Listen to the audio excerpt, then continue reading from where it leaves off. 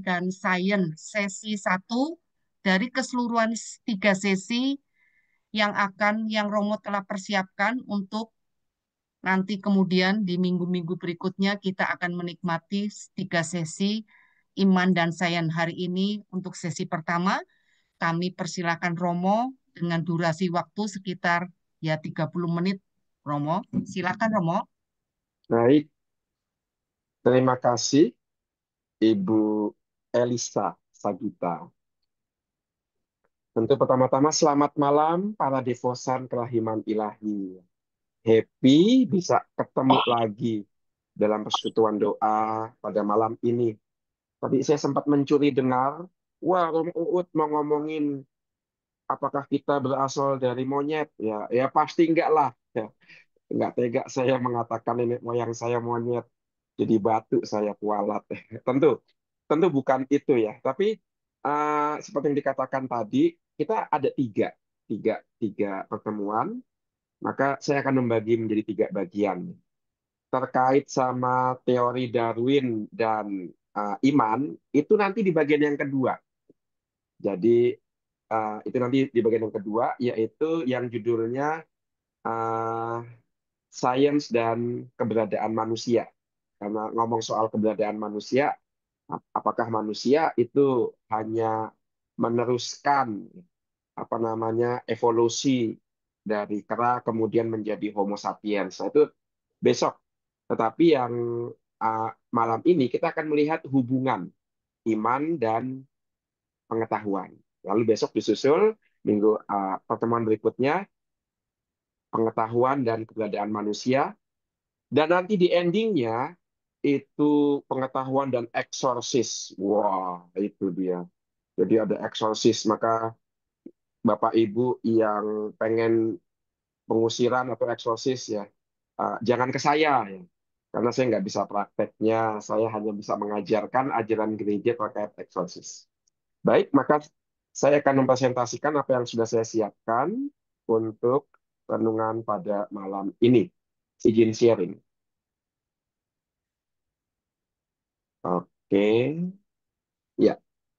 Jadi untuk malam ini eh, kita akan berbicara relasi iman dan pengetahuan. Itu. Eh, Sebagai pemenungan, saya akan mengambil kutipan kitab suci dari Kitab Kejadian bab 1 ayat 1 sampai 5. Kitab Kejadian bab 1 ayat 1 sampai 5. Mengapa kitab Kejadian? Nanti kita akan 2 kali berjumpa dengan kitab Kejadian. Pertemuan kali ini dan pertemuan minggu depan. Karena kelak kali kitab Kejadian itu dilawankan dengan ilmu pengetahuan. Akan kita lihat nanti. Maka kita dengarkan perikop Kejadian bab 1 ayat 1 sampai 5. Saya bacakan. Pada mulanya Allah menciptakan langit dan bumi. Bumi belum berbentuk dan kosong. Gelap gulita menutupi samudera raya dan roh Allah melayang-layang di atas permukaan air. Berfirmanlah Allah, jadilah terang. Lalu terang itu jadi. Allah melihat bahwa terang itu baik. Lalu dipisahkannyalah terang itu dari gelap. Dan Allah menamai terang itu siang dan gelap itu malam. Jadilah petang dan jadilah pagi, itulah hari pertama. Demikianlah sabda Tuhan. Syukur kepada Allah. Kita akan merenungkan apa yang sudah kita dengarkan tadi, lalu kita hubungkan dengan relasi iman dan pengetahuan. Saya mau fokus pertama-tama dari relasi antara terang dan gelap. Jadi relasi ilmu pengetahuan dan iman itu mau coba saya jelaskan melalui relasi terang dan gelap dari perikop yang baru saja kita dengarkan tadi. Yang pertama begini, kerap kali ya dalam hidup kita, kita itu menganggap pengetahuan dan iman itu bertentangan. Itu terutama kalau kita berjumpa dengan anak-anak kita dan cucu-cucu kita ya, ketika menjelaskan iman. Sebagai contoh, ada seorang anak bertanya kepada ibunya, Mama, Mama, itu kok kenapa Romonya mengatakan inilah tubuhku ya? Padahal yang diangkat itu bukan tubuh tapi roti. Kok bisa? Yang benar yang mana ya, Mama? Itu tubuh atau roti ya? Lalu ada juga yang mengatakan katanya itu menjadi darah Kristus. Kok warnanya nggak merah kayak darah? Nah, kerap kali uh, antara pengetahuan dan iman, khususnya yang dijumpai dalam perayaan-perayaan liturgi, itu dipertentangkan karena tidak sesuai dalam tanda kutip dengan kenyataan. Itu kerap kali iman dan pengetahuan itu dipertentangkan. Dan itu bukan hal yang baru dan juga bukan hal yang asing bagi kita. Khususnya kalau kita mendengarkan misalnya ya, misalnya pendapat dari orang-orang yang tidak berimankan Kristen, tidak berimankan Katolik. Misalnya, bagaimana mungkin orang Katolik percaya pada Allah yang jenis kelaminnya laki-laki karena disebut sebagai Allah Bapa. Kalau ada Allah Bapa, mestinya ada Allah Ibu dan kemudian ada Allah Putra. Makanya kan Bapak, Ibu, Anak. Tapi kok kenapa nggak ada Allah Ibu, adanya Allah Roh Kudus? Nah, itu. Apalagi ketika kita ditanya soal iman akan Allah Putra yang menjadi manusia. Wah, itu mulai tuh ada banyak kebingungan. Ya. Bagaimana mungkin Allah jadi manusia? Bagaimana mungkin yang tak terbatas itu mau menjadi yang terbatas? Bagaimana mungkin pencipta itu menjadi ciptaan? Wah, itu nggak mungkin itu. Ya. Maka pengetahuan manusia dipertentangkan dengan iman kita. Apalagi kalau kita kaitkan juga dengan devosi-devosi kita kan. Kita berdevosi kepada kerahiman ilahi. Dan wujudnya adalah dengan mendoakan jiwa-jiwa. Apakah doa kita itu punya manfaat untuk jiwa-jiwa di surga? Apa keuntungannya? Apa buktinya ya bahwa jiwa itu hidupnya kekal? Nah ini, pertanyaan-pertanyaan seperti ini kerap kali membuat kita sebagai orang beriman juga bisa kehilangan arah untuk mencari jawabannya karena kebenaran yang sifatnya fisik, kebenaran yang kita peroleh dari ilmu pengetahuan kok tidak sesuai dengan apa yang kita imani. Maka kerap kali data iman, khususnya yang datang dari kitab suci, itu dipertentangkan dengan data ilmu pengetahuan, khususnya yang datang dari uji coba, dari apa namanya teori-teori sains, ilmu alam.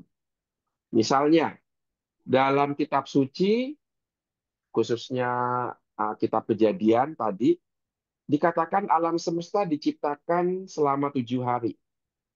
Itu data dari kitab suci, informasi dari kitab suci. Tetapi, nah ini dia, model pengetahuan Big Bang itu menjelaskan bahwa alam semesta berdasarkan teori Big Bang dan berdasarkan data-data yang diterima dengan teleskop, ya, dengan ilmu-ilmu astronomi, alam semesta itu berevolusi dan terus berkembang selama hampir 14 miliar tahun. Maka pertanyaannya mana yang benar ini ya? Alam semesta itu terjadi hanya dalam 7 hari atau selama 14 miliar tahun. Mana yang benar? Maka kerap kali antara ilmu pengetahuan dan data kitab suci itu dipertentangkan. Ini yang coba kita pahami pada malam ini. Nah, ada dua tokoh yang mempertentangkan iman dan pengetahuan. Tokoh pertama itu namanya itu August Comte. Coba sekarang supaya kita nggak monolog. Ada yang tahu foto Bapak Comte yang mana? Yang di atas apa yang di bawah? Yang di mana? Romo. Yang atas apa yang bawah? Fotonya Agus Kom. Yang Yang di atas. bawah. Yang di Bawah. bawah. Cuma ada Bawah. dua, atas sama bawah ya. Bawah. Mana yang paling betul? Yang bawah. Nah, yang bawah, yang atas itu siapa? Maaf. Karl Marx. Wah, itu dia. Pokoknya yang berewokan itu komunis ya, jahat-jahat ya. Ya itu. Jadi yang atas itu Karl Marx, yang bawah itu Agus Kom. Nah, jadi yang bawah itu Agus Kom itu punya pikiran begini, bahwa masyarakat itu berkembang dalam 3 tahap. Tahap pertama itu disebut masyarakat teologis. Siapakah masyarakat teologis ini? Yaitu masyarakat yang masih percaya pada dunia roh. Masyarakat yang percaya adanya jiwa-jiwa. Masyarakat yang percaya bahwa di luar kenyataan yang fisik ini, itu ada kenyataan yang nggak kelihatan, yang supranatural. Maka kalau menurut teori Agus Kom, itulah masyarakat beragama, karena masyarakat yang masih percaya pada kenyataan yang rohani. Itu masyarakat yang paling primitif. Itu masyarakat yang paling terbelakang. Karena masyarakat yang lebih berkembang itu masyarakat yang disebut masyarakat filosofis. Masyarakat filosofis itu nggak percaya sama yang rohani, sama yang supranatural, karena mereka lebih percaya sama pikirannya sendiri. Makanya disebut filosofis. Mereka itu percaya sama teori-teorinya mereka, percaya sama pengetahuan pikiran mereka. Ya, itu masyarakat filosofis. Tapi itu pun belum menjadi masyarakat yang paling maju. Masyarakat yang paling maju itu masyarakat ilmiah, yaitu percaya pada hasil penelitian, percaya pada uji coba, dan percaya pada kekuatan ilmu pengetahuan, khususnya ilmu pengetahuan alam. Inilah masyarakat yang dikendalikan oleh mesin, masyarakat yang dikendalikan oleh kekuatan yang diperoleh berkat uji coba dan pengetahuan manusia, misalnya listrik, ya, misalnya nuklir, ya, dan seterusnya. Itu jadi menurut Agus Kom ini masyarakat itu ada 3: masyarakat teologis yang percaya sama dunia roh, masyarakat filosofis yang percaya pada pikirannya, dan masyarakat ilmiah yang percaya pada hasil uji coba dan hidup berdasarkan mesin dan energi-energi yang ditemukan oleh penelitian. Ini maka menurut Bapak Ibu yang hadir di sini, kita para devosan, devosan kelahiman ilahi, kira-kira masuk masyarakat yang mana?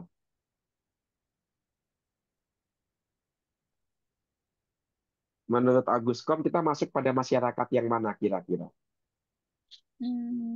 Ilmiah, Romo. Masyarakat ilmiah ya. Ingat, masyarakat ilmiah itu hanya percaya pada hasil uji coba. Masyarakat ilmiah hanya percaya pada mesin-mesin yang bisa dikendalikan oleh ilmu pengetahuan. Dia nggak percaya sama dunia roh. Dia nggak percaya sama jiwa-jiwa. Jadi menurut Agus Kom, kita pasti bukan masyarakat ilmiah. Teologis. Kita iya betul. Kita menurut Agus Kom, kita percaya kita itu masuk masyarakat teologis. Maka lihat, Agus Kom itu tegas ya. Masyarakat teologis itu nggak percaya sama mesin, hidupnya bukan diatur oleh ilmu pengetahuan, tetapi hidupnya diatur oleh kepercayaan dan dikendalikan oleh yang namanya roh-roh di udara itu ya. Tetapi tadi ada ibu yang mengatakan kita masyarakat ilmiah. Nah, maka kita melihat kelemahannya si Agus Kom. Di mana kelemahannya? Jangan dikira masyarakat yang hidup sekarang ini dengan mesin dan ilmiah nggak percaya sama roh-roh di udara. Buktinya apa? Sekarang kita lihat orang Amerika itu kira-kira masuk masyarakat yang mana? Amerika Serikat. Ilmiah. Kira-kira ilmiah, betul kan ya? Masyarakat di Amerika Serikat itu menurut teori Agus Kom itu hidup di masyarakat ilmiah. Terbukti itu kampus-kampus terhebat di dunia itu kebanyakan ada di Amerika, ya kan? Berkeley, eh, MIT ya. Itu di Amerika semua, kampus-kampus paling hebat. Dan penemuan-penemuan terhebat juga di Amerika itu. Ya, penemuan bom atom. Itu kita nonton filmnya ya kan. Itu di Amerika, bom nuklir di Amerika. Lalu juga Amerika yang sekarang paling terdepan di bidang misalnya ilmu pengetahuan alam tentang bintang-bintang melalui teleskop James Webb itu. Amerika itu menurut teori Agus Comte itu adalah masyarakat ilmiah. Tetapi pertanyaannya, emang di Amerika nggak ada yang percaya sama roh-roh halus? Tetap Tidak. percaya. Itu buktinya film Conjuring laku di Amerika. Film Annabelle tentang boneka yang kemasukan setan itu laku di Amerika. Lalu film yang terakhir itu apa namanya itu The Pop Exorcist itu juga laku. Dengan kata lain, ternyata masyarakat nggak bisa dipisah-pisah begitu saja. Orang modern pun ternyata tidak tidak apa namanya tidak kehilangan kepercayaan akan roh-roh halus. Dengan kata lain, teorinya Agus Kos itu salah.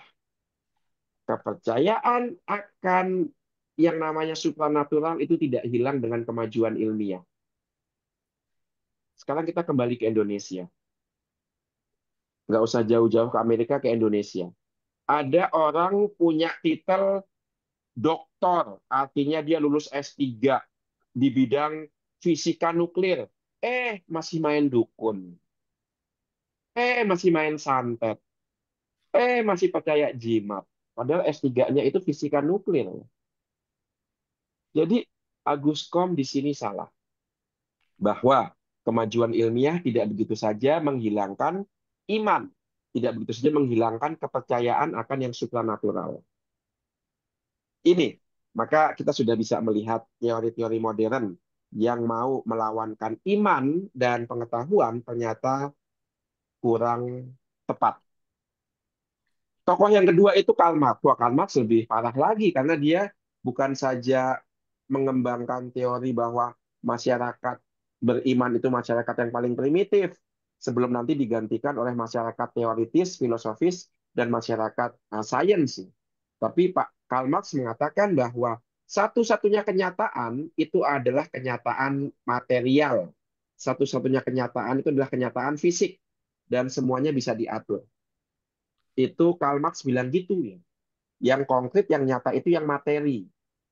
Dan hidup kita itu diatur oleh materi, kata Karl Marx. Buktinya apa? Yaitu gerak hidup kita itu ditentukan oleh materi, yaitu duit, yaitu uang.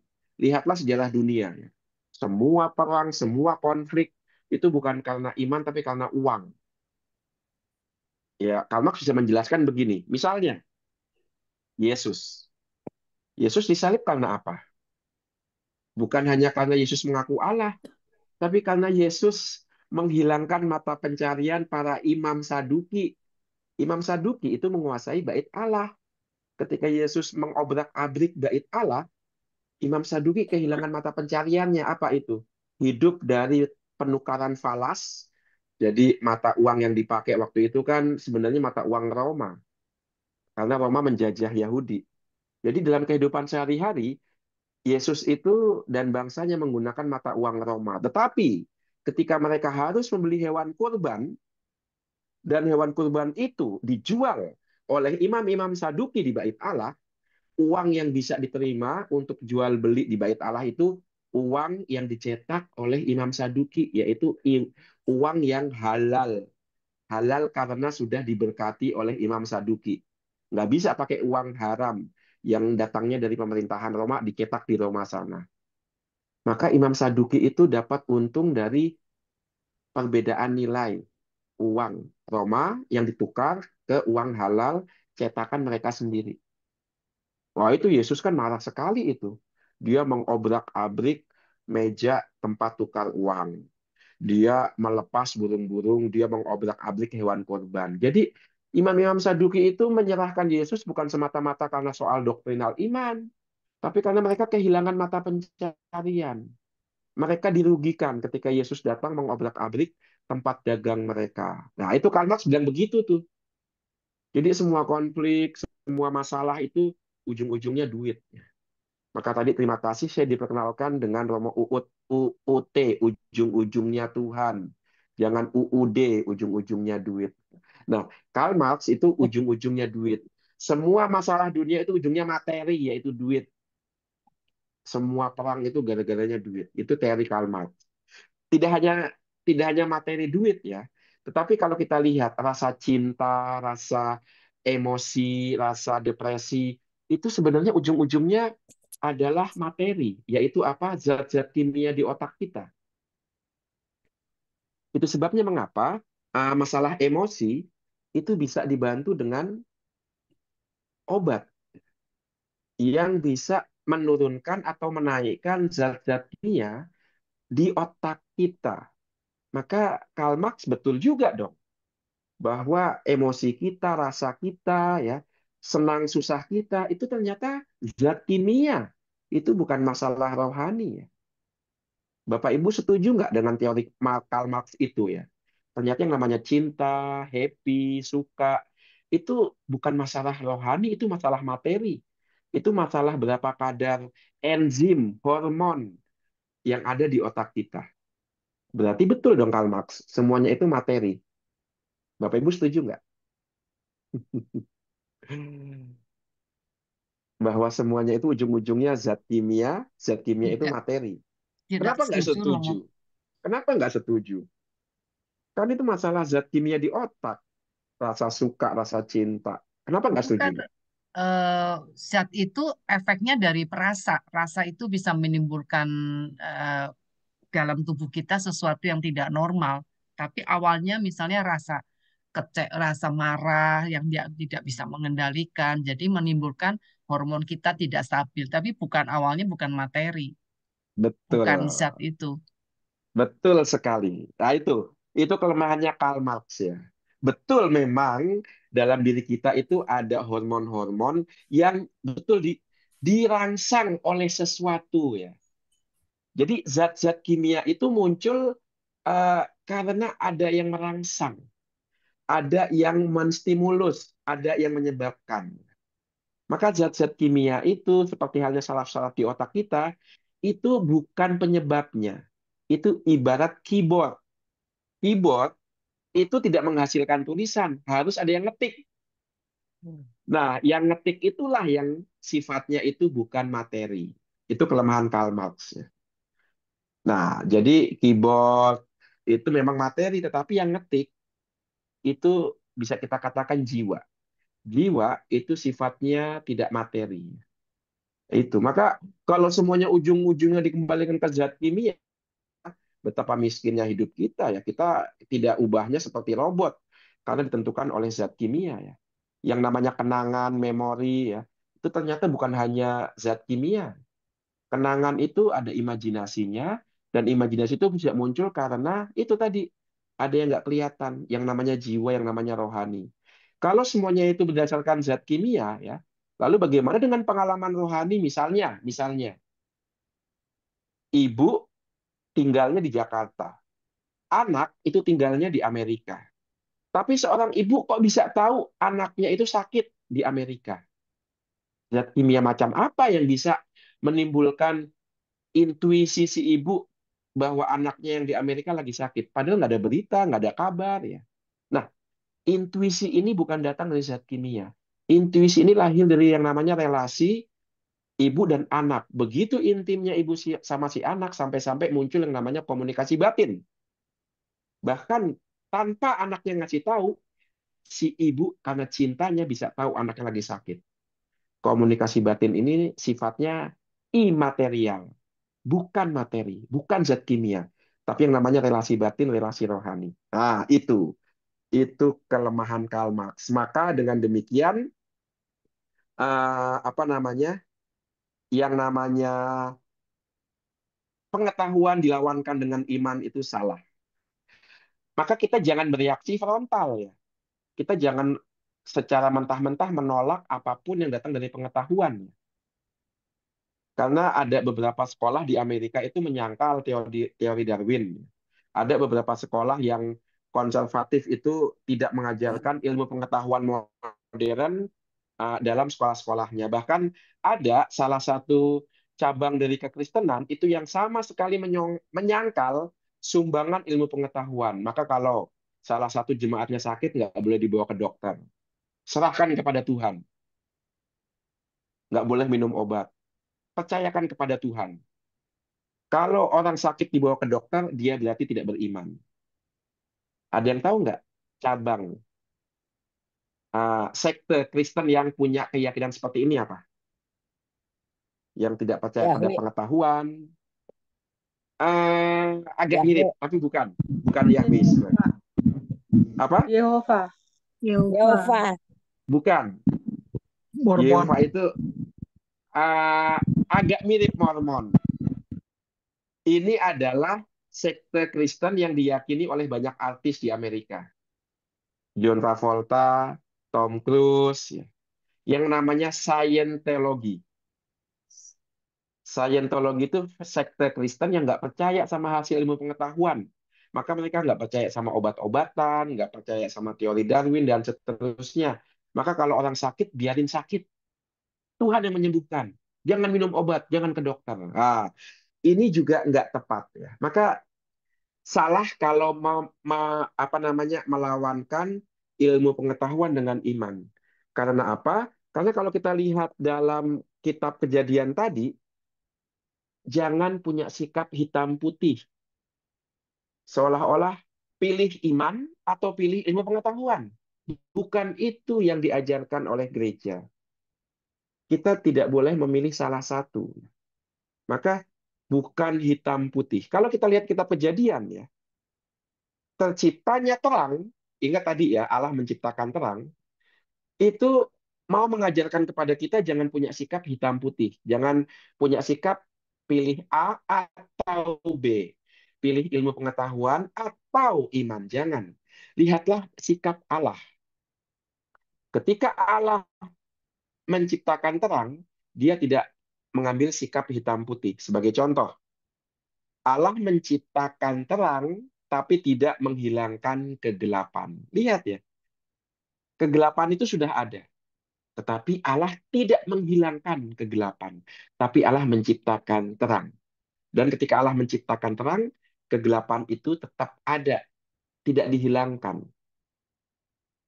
Dan ketika Allah menciptakan terang, Allah melihat dan menilai terang itu baik. Tapi yang menarik adalah Allah tidak menilai kegelapan itu jahat. Maka lihat bagaimana sikap Allah. Allah tidak menilai gelap itu jahat. Tetapi Allah menilai terang itu baik. Dan kemudian apa yang Allah buat terhadap gelap? Gelap dipisahkan dari terang. Gelap tidak dihilangkan, tapi dipisahkan dari terang. Dan yang terakhir, Allah memberi nama. Terang itu siang, gelap itu malam. Maka di hadapan ilmu pengetahuan, mari kita berlaku seperti yang dibuat Allah.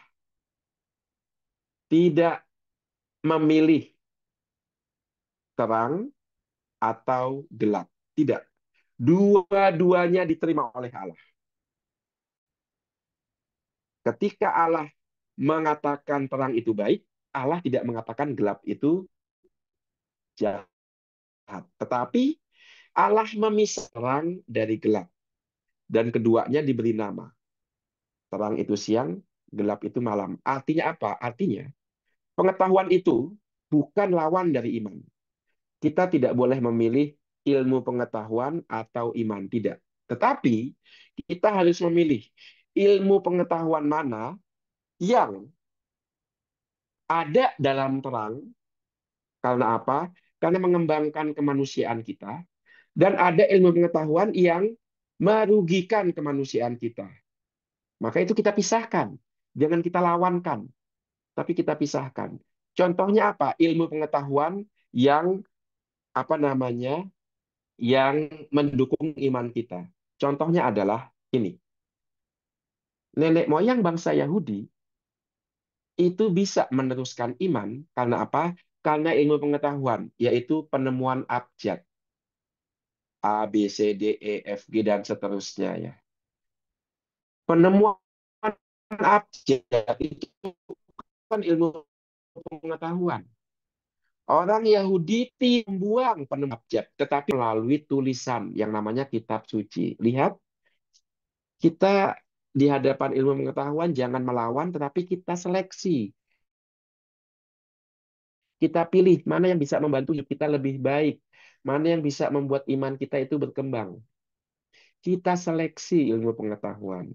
Contoh lainnya adalah, ya itu tadi, teori Darwin kita lawan ya. Tapi kita pilih mana yang bisa membantu apa namanya perkembangan. Bisa Romo, teori Darwin bisa membantu perkembangan iman kita? Ada seorang Romo namanya Teilhard de Chardin. Dia memanfaatkan ilmu evolusi Darwin untuk menjelaskan bahwa nenek moyang manusia itu atau manusia itu bukan berasal dari kera, tapi memanfaatkan teori Darwin, yaitu teori evolusi, dia membawa sampai ke ujungnya manusia berasal dari Yesus Kristus. Maka oleh Romo Teilhard de Chardin dikatakan bahwa pusat evolusi itu adalah Yesus Kristus. Maka seluruh ciptaan itu pelan-pelan berkembang sampai nanti sempurna seperti dan di dalam Yesus Kristus. Itu. Maka teori evolusi itu bukan intinya manusia berasal dari kera, bukan itu. Inti teori evolusi adalah bahwa ciptaan itu berkembang secara evolutif. Tidak ujuk-ujuk ada. Tapi namanya evolusi, yaitu berkembang tahap demi tahap. Itu yang mau dikatakan oleh teori evolusi. Dan Romo Teilhard de Chardin memanfaatkan teori evolusi itu untuk mengatakan bahwa seluruh ciptaan berasal dari Sang Sabda, yaitu Yesus, dan nanti akan sempurna seperti Yesus. Itu cara kita berhadapan dengan ilmu pengetahuan. Karena apa? Karena yang menciptakan alam dan yang menciptakan akal kita untuk berpikir itu sama, yaitu Allah Bapa. Maka kita jangan melawan ilmu pengetahuan, tapi seleksi ilmu pengetahuan dan gunakan ilmu itu untuk membuat iman kita itu semakin bisa dipahami. Teori evolusi itu bisa dimanfaatkan untuk mengatakan bahwa perkembangan manusia itu tahap demi tahap dan semuanya itu mulai dari Sang Firman. Dan perkembangan kita dari si Firman itu, yaitu Yesus, berkembang tahap demi tahap. Contoh lainnya adalah dari ilmu pengetahuan yang namanya paleontologi. Apa itu paleontologi? Yaitu ilmu tentang fosil-fosil. Menarik bahwa dalam ilmu paleontologi ditemukan bahwa manusia bukannya berasal dari kera. Tapi dari ilmu paleontologi dikatakan bahwa manusia yang namanya Homo sapiens itu setua penemuan kuburan. Penjelasannya begini. Yang namanya Homo sapiens, setiap kali tulang belulang Homo sapiens, yaitu cikal bakal manusia modern, itu tidak pernah dipisahkan dari penemuan kuburan. Artinya apa? Artinya, yang namanya manusia, yaitu Homo sapiens, itu selalu menguburkan sesamanya. Jadi, Homo sapiens itu selalu tulang belulangnya ditemukan bersamaan dengan ritual pemakaman. Artinya apa? Kelahiran manusia itu berbarengan dengan kepercayaan akan adanya alam roh. Kepercayaan bahwa kalau manusia wafat, itu harus dimakamkan. Dihormati badannya, karena badan itu punya jiwa. Nah, ini kan cara kita untuk memanfaatkan ilmu pengetahuan, untuk mengembangkan iman kita. Maka orang beriman justru diminta untuk semakin banyak baca. Supaya apa? Supaya kita bisa membahasakan iman yang kita yakini dengan audiens yang akrab dengan ilmu pengetahuan. Contoh lainnya adalah teori Big Bang. Teori Big Bang itu mengatakan alam semesta terjadi awalnya itu adalah sebuah ledakan, dan ledakan itu katanya itu sangat terang. Nah, itu kan tidak berbeda dengan penciptaan ya. Apa yang pertama kali diciptakan dalam kitab Kejadian? Terang. Nah, itu ternyata nggak jauh berbeda dengan teori Big Bang. Big Bang juga mengatakan dalam semesta itu awalnya itu ledakan, dan ledakan itu menghasilkan cahaya. Dan cahaya itulah yang kemudian mau dicari dengan teleskop James Webb, mau diukur. Cahaya ini datang dari berapa tahun, miliar tahun yang lalu. Nah, itu jadi ilmu pengetahuan dan iman tidak bertentangan. Karena apa? Karena Allah yang menciptakan alam semesta, Allah juga yang menciptakan akal manusia. Maka Allah yang sama itu menciptakan keduanya. Baik alam semesta maupun akal yang mau memahami alam semesta itu. Ini. Bahkan akal atau iman itu membebaskan akal. Sederhananya begini. Kalau kita lihat kitab Kejadian, itu ada sebelum Allah menciptakan alam semesta dikatakan alam bumi itu tak berbentuk, kosong, gelap. Itu adalah ciri-ciri kematian. Dengan kata lain, sebelum Allah menciptakan alam semesta, alam ini rupanya ditakuti. Kurang lebih begini. Eh, di luar bangsa Yahudi, orang-orang Babilonia, ya, orang Asyur, orang Kanaan, itu percaya bahwa alam semesta ini dihuni oleh banyak dewa-dewi yang menakutkan. Saking menakutkannya, mereka menyembah dewa-dewi itu supaya nggak dibunuh. Tetapi kisah penciptaan itu mengatakan bahwa semua yang ada di alam semesta ini hanya diciptakan oleh Allah. Maka kisah penciptaan itu menyingkirkan kepercayaan akan dewa-dewi yang menakutkan.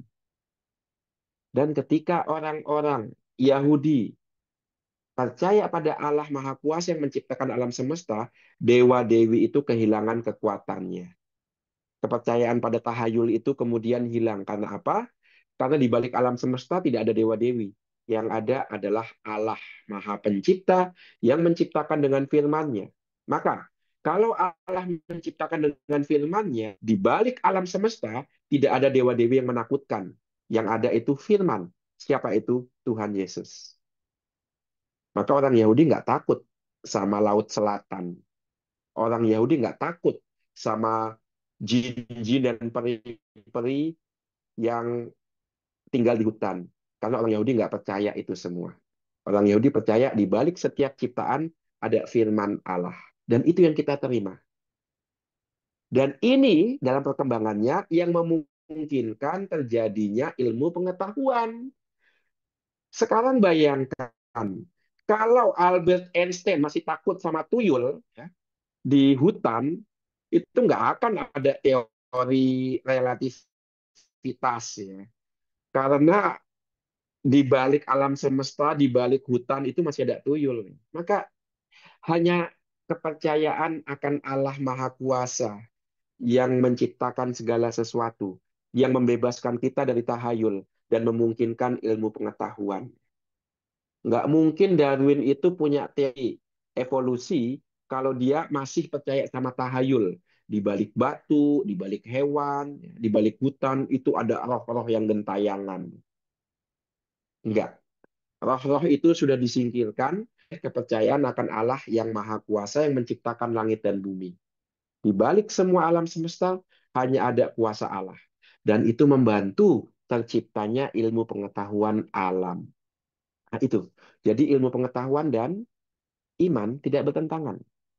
Justru iman yang membuka jalan untuk berkembangnya ilmu pengetahuan. Tidak mungkin ada teori Darwin, tidak mungkin ada mikroskop yang melihat mikroba ya. Kalau kita masih takut dan percaya sama tahayul. Iman membebaskan kita dari tahayul. Dan itu yang menciptakan ilmu pengetahuan. Ini relasi iman dan ilmu pengetahuan. Tidak bertentang, tapi perlu diseleksi pengetahuan macam apa yang bisa kita gunakan untuk perkembangan iman. Bahkan yang namanya ilmu pengetahuan itu pun hanya bisa berkembang karena kepercayaan pada Allah pencipta yang menyingkirkan tahayul-tahayul yang sebelumnya ada. Di balik batu, di balik pohon, di balik hutan, itu masih gentayangan jin dan peri. Enggak. Kuasa Allah ada di balik semua ini. Ibu Bapak, para devosan, saya cukupkan penjelasan dan renungan saya. Mari sekarang kita adakan sesi tanya jawab. Silahkan kalau ada yang mau bertanya dan menanggapi. Silakan kalau mau bertanya. Untuk mengawali sebelum ada pertanyaan, saya boleh bertanya, Romo. Ya, Kalau silahkan. Romo kan tadi membandingkan di Eropa, di Amerika, bahwa mereka sangat eh, ilmiah lah. Em, terus Romo bilang itu nggak mungkin. Tapi kenyataannya Romo di Eropa sekarang kan sekuler demikian demikian berkembang. Terbukti dengan begitu banyak gereja yang beralih fungsi. Nah ini bagaimana tanggapan Romo tentang bahwa sains itu justru lama-lama bisa mengalahkan mengikis iman karena kita akhirnya jatuhnya rasional. Iya, Gimana Romo? iya, betul. Ada gejala gereja kosong ya di Amerika itu ya. Ada gereja kosong, bahkan gereja jadi, maaf, jadi butik tempat jual baju.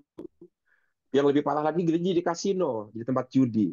Jadi eh, dari pemikiran iman, pemikiran yang sangat peka akan misteri, beralih menjadi pemikiran yang hanya fungsi, yang hanya manfaat. Ya, gereja rugi kalau dipiara, karena ini gereja yang sudah sangat kuno, sangat lama gitu ya. Maka dialih fungsikan menjadi tempat-tempat yang menghasilkan uang. Itu betul, ada benernya bahwa masyarakat modern ilmiah itu memang menyingkirkan iman. Ada benernya. Tetapi tidak 100% ya. Karena selain itu ya, di samping masyarakat sekular yang tadi itu menyingkirkan iman, tapi di samping sekularisme seperti itu, masyarakat di Eropa ternyata juga ada yang masih percaya sama tahayul.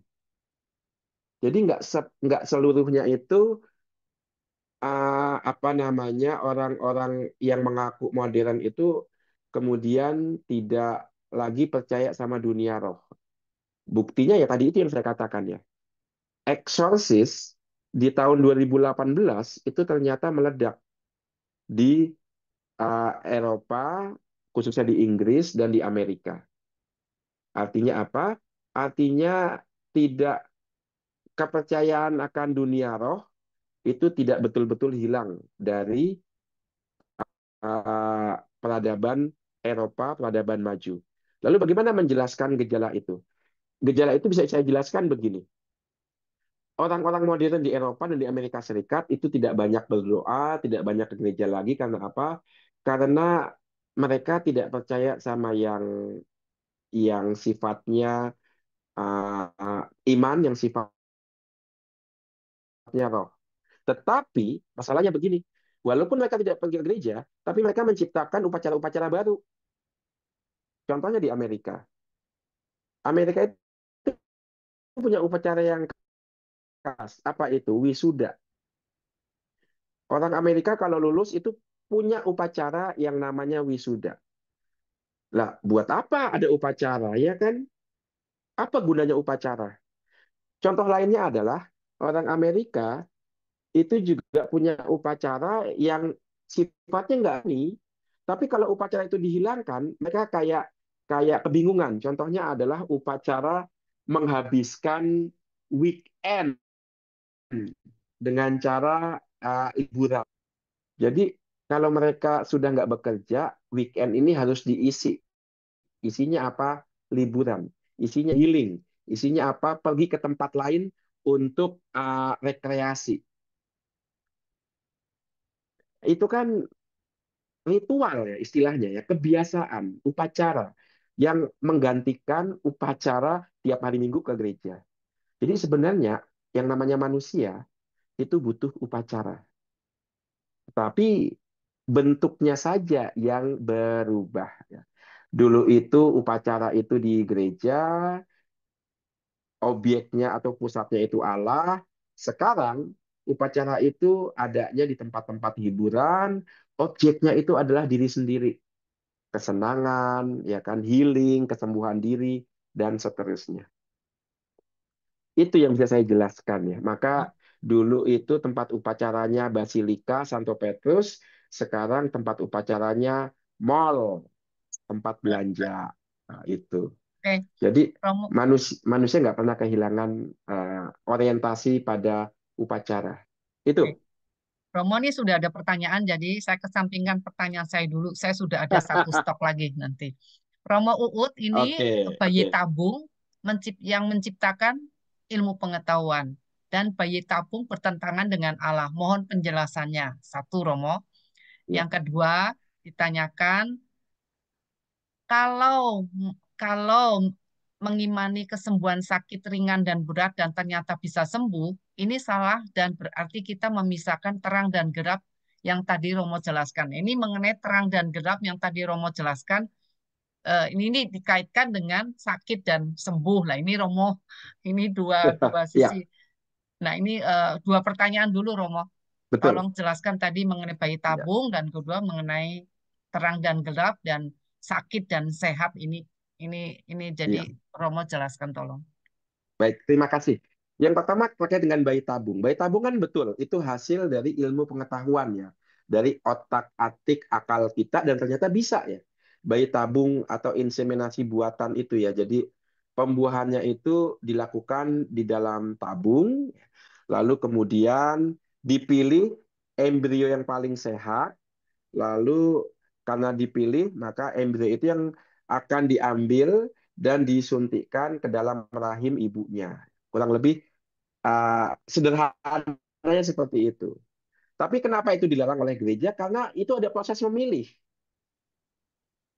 Dipilih yang paling sehat, artinya apa? Embrio-embrio lain itu dibiarkan untuk mati. Maka ada pembunuhan di situ. Dengan kata lain, dalam etika Katolik, yang namanya manusia itu terjadi ketika sel telur bersemu dengan sel Kromosom. sperma. Itulah langsung nanti akan disebut manusia. Ya, kromosom itu ya.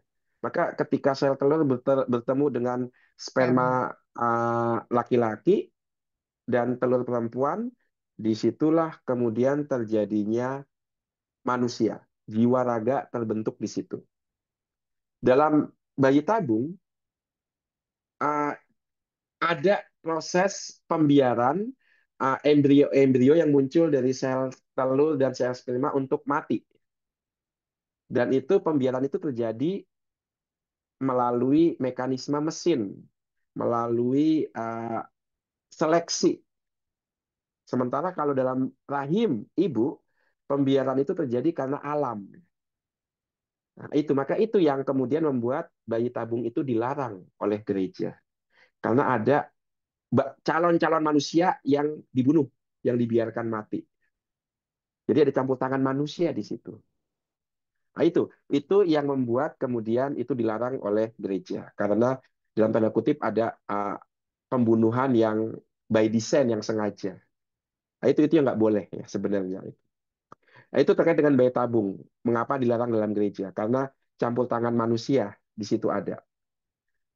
Maka coba lihat dalam sejarah gereja, gereja selalu memberkati hasil ilmu pengetahuan. Tapi hanya ada dua hasil ilmu pengetahuan yang tidak diberkati oleh gereja. Satu, dikaitkan dengan senjata. Gereja nggak pernah memberkati anak panah. Gereja nggak pernah memberkati M16. Gereja nggak pernah memberkati senjata nuklir. Nggak pernah. Yang kedua, hasil ilmu pengetahuan yang mengotak-otik manusia, cikal bakal manusia.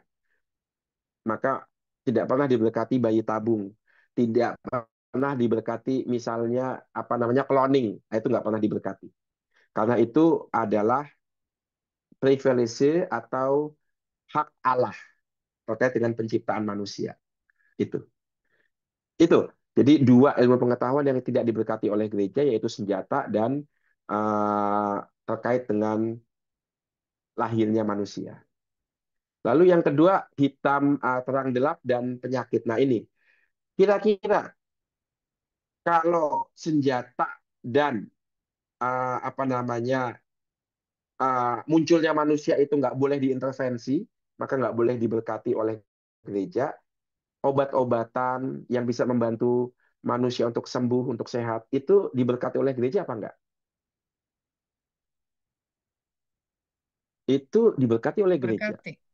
sepanjang Betul, ilmu tujuannya untuk positif. betul, Penyembuhan. betul untuk penyembuhan. Bahkan tidak perlu menunggu gereja. Sumpah kedokteran itu aslinya itu dari Yunani, dan itu gereja menyetujui itu. Segala ilmu pengetahuan yang bisa membantu kehidupan manusia lebih baik itu diberkati oleh gereja. Maka obat-obatan ya yang bisa membantu manusia sembuh dari penyakitnya itu diberkati oleh gereja. Itu. Maka obat, tim medis, ya, alat-alat kesehatan yang lahir dari ilmu pengetahuan itu ada di sisi terang karena membuat hidup manusia lebih baik. Itu perbedaannya di situ. Semoga bisa membantu. Terima kasih. Pertanyaan kedua Nih tadi kayaknya Romo, masih ada deh. ini cukup berat. Saya bacanya aja. Kalau Karl Marx menyamarkan ideologi liberalisme, komunisme dengan keadilan sosial, bagaimana gereja harus menanggapi gereja-gereja yang mulai mendukung ideologi progresif seperti pastor wanita atau pemberkatan perkawinan Oh, sesama jenis dengan alasan keadilan sosial? oh iya betul. Ini juga ilmu pengetahuan, yaitu ilmu pengetahuan sosial ya kan ya. Ini kan pengetahuan juga. Bagaimana dari teori kesamarataan ya mestinya nggak ada lagi hierarki, nggak ada perbedaan Romo dengan awam, nggak ada perbedaan laki-laki perempuan. Itu yang disebut progresif. Karena pakai ilmu pengetahuan yang namanya teori pertentangan kelasnya Karl Marx. Ya, bagaimana itu? Nah, ini kira-kira mana yang terang, mana yang gelap. Satu, dari teori Karl Marx kita bisa memilih yang baik. Apa itu yang baik? Yang baik adalah dari teorinya Karl Marx betapa manusia untuk bisa hidup itu butuh materi. Itu yang bagus dari teori Karl Marx, betul nggak? Iya kan? Untuk hidup, manusia itu butuh materi. Yesus sendiri mengajarkan kepada kita dalam doa Bapa kami, berilah kami rejeki pada hari ini. Rejeki, ya. Artinya itu roti. Artinya apa? Tuhan Yesus sendiri mengundang kita untuk meminta kepada Allah, Tuhan bantulah aku dalam hal rejeki. Bantulah aku dalam hal-hal jasmani, hal-hal duniawi yang bisa menopang hidupku.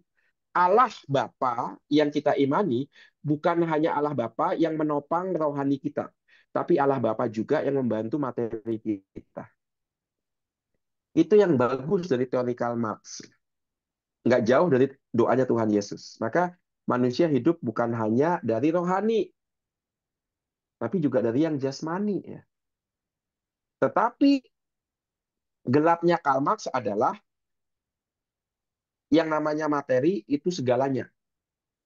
Yang namanya duit itu segalanya. Yang namanya roti itu segalanya. Manusia itu hanyalah homo manusia ekonomi. Itu salahnya Karl Marx. Maka Yesus juga mengatakan manusia tidak hanya hidup dari roti saja. Maka tadi saya baca di kolom chat tadi ya, ada kok orang yang materinya itu tidak berlebihan, bahkan materinya itu bisa dipandang sangat berkekurangan, tapi tetap happy itu, tetap rukun. Ibu Teresa pernah punya kesaksian, ada seorang ibu dikasih oleh Ibu Teresa itu semangkok nasi, dan ibu itu begitu happy, begitu senyum, begitu bahagia. Dan Ibu Teresa ngikutin kemana ibu itu pergi. Dia pergi ke gubuknya di tempat sampah, semangkok nasi itu dia bagi dua, setengahnya dia kasih ke anaknya, setengahnya lagi dia bawa ke tetangganya. Untuk apa? Untuk dia kasih ke tetangganya yang hidup bersama 7 anaknya. Jadi tetangganya itu punya 7 anak. Dan bersama 7 anaknya itu, tetangganya tadi itu membagi-bagi nasi tadi yang dia terima dari ibu yang menerima nasi dari Ibu Teresa.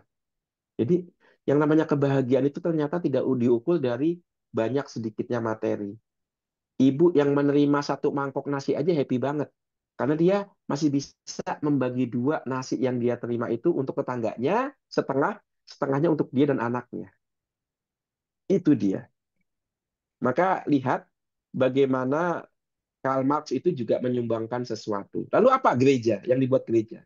Yang dibuat gereja ya itu ya keadilan sosial dalam arti keadilan tidak hanya terkait materi, tapi juga keadilan terutama juga keadilan dalam hal rohani. Maka gereja tidak menutup mata pada kekurangan materi. Itu sebabnya mengapa gereja Katolik di Indonesia dan di Jakarta disebut gereja Papa Miskin. Karena kita memang punya kepedulian kepada orang-orang miskin. Tetapi jangan salah, yang namanya kepedulian tidak hanya menyangkut materi, tapi juga menyangkut rohani. Makanya Bapak Paus mengatakan, diskriminasi yang paling buruk itu bukan diskriminasi ekonomi, tapi diskriminasi rohani. Ketika ada orang karena status sosial ekonominya dilayani secara lebih, sementara yang status ekonominya, sosial ekonominya itu ternyata berbeda, dilayani kurang. Nah, itu diskriminasi yang paling buruk. Begitu. Ya, oke. Terima kasih. Masih ada pertanyaan? Eh, Banyak sekali. Ini Ya. banyak, saya kira pertanyaan ditutup dulu karena ini cukup banyak dan Romonya nggak rampung-rampung nih. Romo ada yang mengatakan bahwa sesungguhnya segala sesuatu di alam semesta adalah energi, termasuk cinta ataupun Ya. amarah, termasuk ikatan hati yang gembira, termasuk ikatan seperti dikatakan hati gembira adalah obat, sehingga sesungguhnya setiap manusia bisa menyembuhkan dirinya sendiri. Mohon pencerahan Romo, satu. Terus Waduh. udah satu dulu lah Romo, nanti ini masih ada Oke, beberapa ya, pertanyaan. siap. Betul. Jadi ada teori yang mengatakan sebenarnya semuanya energi. Semuanya energi. Tapi itu kan teorinya. Tapi ada teori yang mengatakan energi itu berasal dari mana? Dari materi. Energi sama dengan MC kuadrat. Jadi mana yang betul? Materi atau energi asal-usul segala sesuatu itu ya. Nah, itu yang pertama. Yang kedua, uh, untuk orang beriman ya, energi dan materi itu datangnya dari satu, yaitu Allah. Itu Allah. Dan yang menarik begini, yang menarik adalah kalau orang percaya sama segala sesuatu datang dari energi atau segala sesuatu datang dari materi yang menghasilkan energi, lalu masalahnya muncul ketika orang itu kemudian harus menyembah apa ya? Karena kalau energi disembah, eh, dia nggak nampak. Kalau materi disembah, dia nyembah materi berarti benda dong. Itu ada kelemahan di situ. Tetapi untuk kita orang beriman, kita percaya pada Allah yang menciptakan baik materi maupun energi. Dan Allah yang kita sembah itu Allah yang bisa kita sebut namanya. Allah Bapa, Allah Putra dalam diri Yesus Kristus, dan Allah Roh Kudus. Maka keuntungan kita orang beriman adalah kita berimankan segala sesuatu berasal dari Allah, dan Allah itu tidak hanya kita sembah karena asal muasal segala sesuatu, Allah itu kita sembah karena Dia itu menyapa kita, Dia memanggil kita dengan nama. Dengan kata lain, kita membangun relasi. Itulah yang disebut iman. Maka kita menyembah Allah karena Dia mencintai kita. Dia memanggil nama kita. Ingat kisah Maria Magdalena yang berjumpa dengan Yesus ketika peristiwa kebangkitan. Maria Magdalena menyembah Yesus, menyapa dia, Maria. Maka Maria menyapa Yesus, Rabuni, artinya guru. Ingatlah kisah kebangkitan ketika Yesus disembah oleh Thomas yang tidak percaya, dan Thomas menyapa Yesus, Tuhanku dan Allahku. Itulah iman kita. Kita menyembah asal segala sesuatu alam semesta yang berpribadi, yang punya pribadi, yang bisa kita sapa, Tuhanku dan Allahku. Wah, itu luar biasa. Hanya dengan demikian kemudian energi itu ada dalam diri kita. Itu. Oke. Silakan. Semoga Ada menjawab. lagi Romo. Ya. Romo, bagaimana cara kita menghadapi manusia ilmiah tetapi juga percaya dengan teologis? karena terkadang mereka menggunakan ilmu yang mereka memiliki untuk menekan orang lain, tapi di sisi lain mereka juga percaya dengan roh. Oh iya. Bagaimana berhadapan dengan orang-orang seperti ini yang banyak pengetahuannya, lalu Hmm. memaksakan pengetahuannya itu untuk kita yang beriman ini. Ini dia. Bagaimana menghadapi teman-teman ini? Hadapilah dengan satu, ya, bahwa yang namanya pengetahuan iman itu tidak ditentukan oleh banyaknya informasi. Tapi yang namanya pengetahuan iman itu ditentukan oleh seperti yang dikatakan Paulus dari mendengarkan yang lain. Siapakah yang lain itu? Yaitu Tuhan. Maka kalau orang beriman artinya apa? Artinya dia orang yang sukanya mendengarkan. Karena iman lahir dari pendengaran. Kebenaran akan Maka Allah. orang beriman karena melatih untuk mendengarkan. Kalau dia mendengarkan Tuhan yang nggak kelihatan, dia lebih mudah mendengarkan manusia yang kelihatan. Itu. Maka orang beriman itu adalah orang yang pertama-tama mendengarkan. Contohnya banyak. Paulus, Bunda Maria, terjadilah padaku menurut perkataanmu tuh perkataan ya kan biasa mendengarkan ya. Paulus, Bunda Maria, nah, lalu juga ada Maria saudaranya Marta ya duduk di bawah kaki Yesus dan mendengarkan.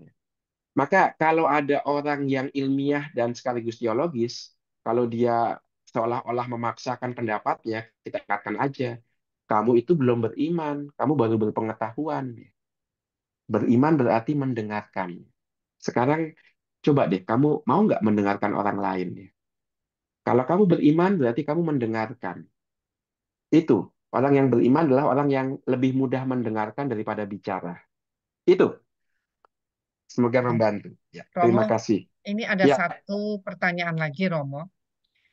ya, Tadi Romo kan menjelaskan mengenai bayi tabung, ya. ya. Bagaimana dokter yang membantu proses bayi tabung? Apakah dokter itu berdosa karena memilih memilih embrio? Iya. Nah, ini dia. Saya tidak begitu menguasai bioetis. Ini masuk dalam bioetis Kristiani, moral Kristiani. Saya punya teman yang namanya Romo Wenan. Romo Wenan itu sudah menjadi Romo, dia itu menjadi dokter 6 tahun. Dan dia sangat menguasai seluk-beluk termasuk bayi tabung ini. Maka ada sisi-sisi di mana bayi tabung ini bisa diterima dalam gereja Katolik, tapi ada syaratnya. Dan ini syaratnya saya nggak tahu. Ya, tetapi pada umumnya bayi tabung itu tidak bisa dilaksanakan. Romo, bagaimana dengan dokternya yang membantu itu? Nah, kalau bayi tabung itu dilaksanakan tidak sesuai dengan bioetis uh, Kristiani ya, maka dokter itu bisa dikatakan ambil bagian dalam kesalahannya. Kalau dia itu non Katolik, ya itu nggak masalah ya, karena dia bukan orang Katolik, maka nggak kena hukum gereja. Tapi kalau dia Katolik, nah itu jadi masalah. Itu sebenarnya agak mirip dengan aborsi. Aborsi itu ya mirip dengan bayi tabung ya. Ada situasi di mana aborsi itu bisa dibenarkan, yaitu kalau bayi dalam rahim ibu itu bisa mengancam kelangsungan hidup si ibu. Maka aborsi itu dilakukan demi keselamatan si ibu. Itu sah, itu tidak salah. Karena bayi dalam tabung itu kalau dibiarkan bisa mengancam keselamatan si ibu. Jadi ada pilihan nih, hidup ibu atau hidup si bayi ya. Maka bioetis, etika Kristiani memilih kelangsungan hidup si ibu. Karena ibu itu sudah punya suami, ibu itu punya relasi dengan banyak manusia-manusia lainnya, ya kan? Nah, maka ada kepentingan yang lebih besar dalam diri si ibu. Tetapi kalau si ibu lebih memilih selamatkanlah bayiku daripada diriku, itu juga bisa. Itu ada contohnya. Seorang ibu lebih memilih jangan diaborsi. Biarkan bayiku itu dilahirkan dengan selamat, walaupun itu pertaruhannya adalah nyawaku. Ada kasus itu dan ibu itu diangkat menjadi santa, karena memilih untuk menyelamatkan kelangsungan hidup bayinya. Tetapi yang mau saya katakan adalah aborsi pun ternyata juga bisa dibenarkan kalau untuk keselamatan kehidupan si ibu, keselamatan yang lainnya. Nah, tapi kalau di luar itu, aborsi itu kesalahan baik si ibu ataupun suami yang menganjurkan dan juga dokter yang terlibat. Kalau dokter itu Katolik itu. Jadi kasusnya sama dengan bayi tabung tadi. Dokter yang terlibat dalam bayi tabung juga bisa kena kesalahan, dosa mortal seperti aborsi tadi kalau si dokter itu Katolik. Begitu, semoga membantu.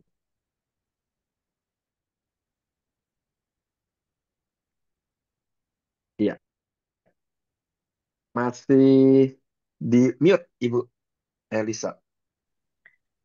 Ada umat di lingkungan saya yang menjadi dokter rekayasa genetik dan pekerjaan yang melibatkan pemilihan Iya, calon bayi tabung. Beliau kerap merasa berdosa dan membuat pengakuan dosa, meski juga iya, tidak bisa meninggalkan pekerjaannya.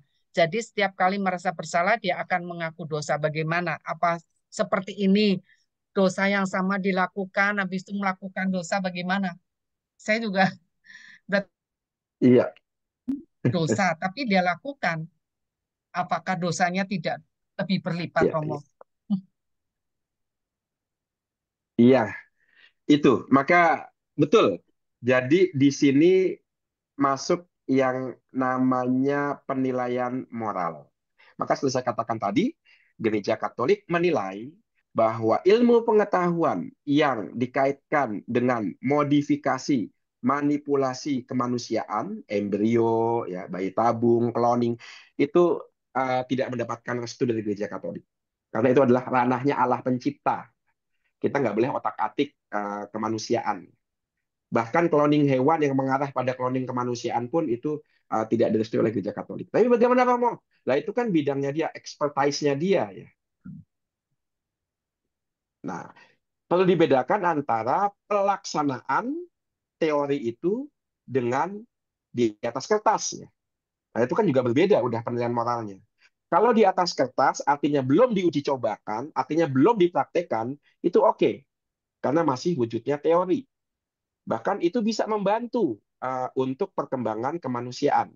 Tetapi begitu dipraktekkan, begitu masuk ke dalam ranah eksperimental kemanusiaan, cloning embrio manusia, nah itu yang nggak bisa.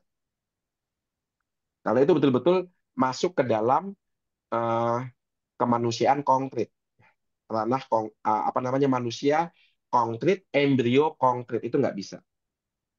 Begitu.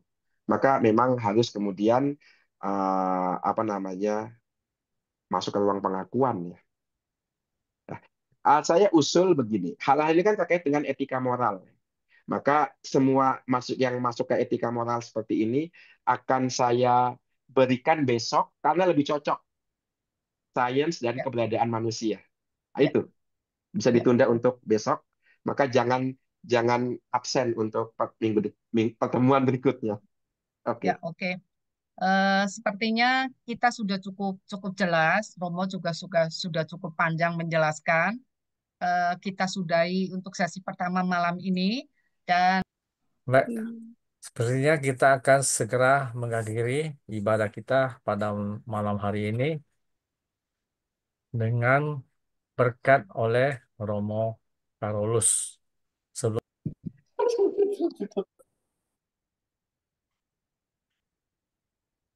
silakan Romo tutup dengan doa, Romo. ya, baik.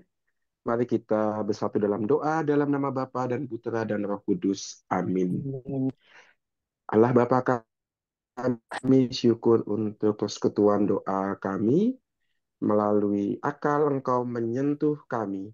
Melalui budi kami menanggapi tawaran kasih-Mu. Maka berkati kami agar kami senantiasa mendengarkan firman-Mu dan mengamalkannya dengan segenap hati, jiwa, pikiran, dan tenaga kami.